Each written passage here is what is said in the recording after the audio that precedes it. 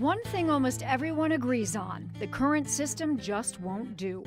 People here in the city are suffering as far as transportation is concerned. For years, we waited for the promised M1 rail, a 9-mile light rail system that would run up Woodward from the river to 8 Mile. But in December, hopes for light rail were dashed. In its place, Mayor Dave Bing proposed a regional authority that would manage a 110-mile rapid bus system. The quickest way to do this, the cheapest way to do this, and the most effective way to do this was to combine all of these communities together. Then the new year brought a new plan, with part of the light rail system back on track. It would be coordinated with the rapid bus system and financed largely by the private sector. You have the Illiches, Penske, Dan Gilbert, Wayne State University, the Kresge Foundation.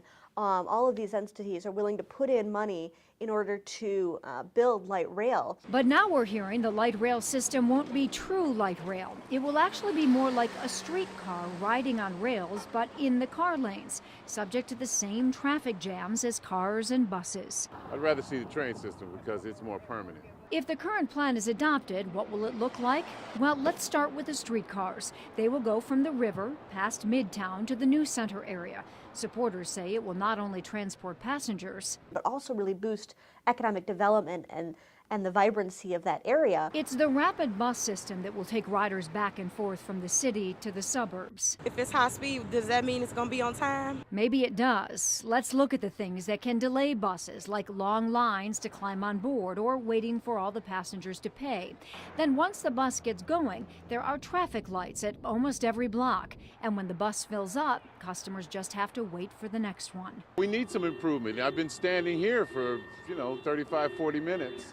And 2 or 3 or 4 buses have passed, and they've been completely full. In 2008, Cleveland instituted the 7-Mile Health Line, a rapid bus system named for the hospitals that contributed to it. Customers wait in relatively comfortable stations in the middle of the streets. They buy their tickets in advance. During morning and evening rush hours, the bus arrives every 5 minutes. Ramps allow passengers to walk straight on, using more than one door. On the road, the buses have their own lanes. In some systems, buses can even control traffic lights to turn them green as they approach. So some combination, or maybe even all of those different features, could be used in this new rapid bus proposal that's being talked about that would run along Woodward, Gratiot, maybe M59 or something east-west between Macomb County and then out to the airport in Ann Arbor. In many ways, the rapid buses are a cross between regular buses and rail cars. That could make them more attractive to some passengers. People in this region don't particularly like buses, and that's something that's going to be very important to, but also very challenging to overcome. In Cleveland, use of the rapid buses continues to increase. In less than 2 years, they have served 10 million customers. And while the cost of building the system is cheaper than light rail, operating 110 miles of bus routes will be expensive, and the region will have to work together to operate and finance it. This will certainly take some tax dollars to make it happen, but it should be a very good investment for improving our region. I hope they do bring it here. I'm willing to pay more if they do.